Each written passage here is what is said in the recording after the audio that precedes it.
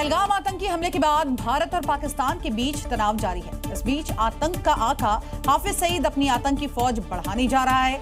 आपको बता दें, इसके लिए लश्कर-ए-तैयबा ने आतंकियों की भर्ती शुरू कर दी है। हाफिज सईद के बेटे तलहा सईद ने गुर्गों को आतंकियों की भर्ती करने के निर्देश दिए हैं।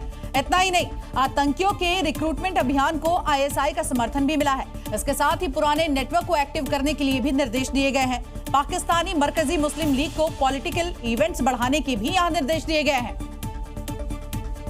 वो हाफिज सईद जो 26/11 मुंबई आतंकी हमले का मास्टरमाइंड है, भारत का दुश्मन है और सैकड़ों बेगुनाहों की मौत का गुनहगार है, वो आतंक का आका अपनी फौज बढ़ाने जा रहा है। पहलगाम हमले के बाद जिस तरह से भारत ने एक्शन लिया, पाकिस्तान खौफ में है और इसी खौफ के चलते उसने अपने आतंकी आका हाफिज सईद को छिपा रखा है। तो वहीं दूसरी तरफ आतंकी हाफिज सईद ने अपने बेटे को फिर से एक्टिव कर दिया है।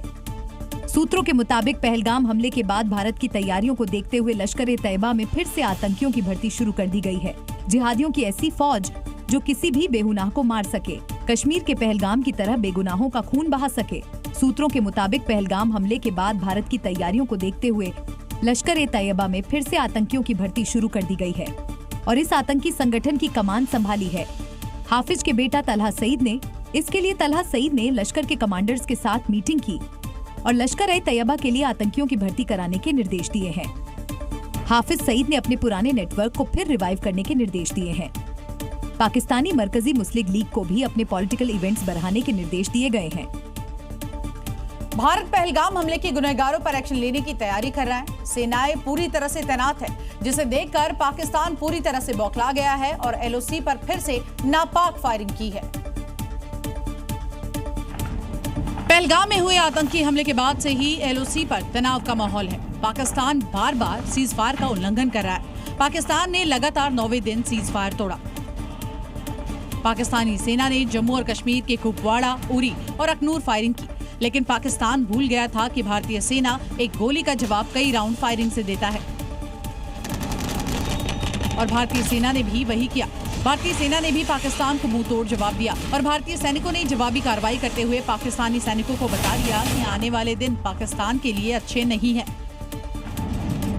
पाकिस्तान की ऐसी कायराना हरकत आतंकवाद के खिलाफ भारत की निर्णायक लड़ाई के डर का नतीजा है। उसे हर पल यही डर सता रहा है कि इस बार भारत बालाकोट और पुलवामा हमले के बाद किए गए जवाबी हमले से खतरनाक मोर्चा खोलेगा। ऐसे बिलबिलाहट में पड़ोसी छटपटा रहा है। पहलगाम अटैक के बाद भारत और पाकिस्तान जंग के मुहाने पर है। भारत के हमले के खौफ से पाकिस्तान ने एक तरफ LOC पर सेना की तैनाती बढ़ा दी है, तो वहीं दूसरी तरफ एक मिसाइल का टेस्ट करके अपनी खोखली शक्ति का प्रदर्शन भी किया है और अब्दाली बैलिस्टिक मिसाइल के सफल टेस्ट का दावा किया। बताया जा रहा है कि पाकिस्तान ने अब्दाली मिसाइल का परीक्षण सोन मियानी रेंज में किया। पाकिस्तान की अब्दाली मिसाइल सतह से सतह मार करने वाले बैलिस्टिक मिसाइल है, जिसकी रेंज करीब 450 किलोमीटर है। अब्दाली बैलिस्टिक मिसाइल का परीक्षण कर पाकिस्तानी सेना और सरकार ने जमकर जश्न मनाया और पहलगाम हमले के बाद घबराए पाकिस्तान ने अब्दाली मिसाइल का परीक्षण कर खुद को मजबूत दिखाने की नाकाम कोशिश की, जबकि हकीकत यह है कि महज 450 किलोमीटर रेंज वाली ये मिसाइल लाहौर से पेशावर तक भी नहीं पहुंच सकती।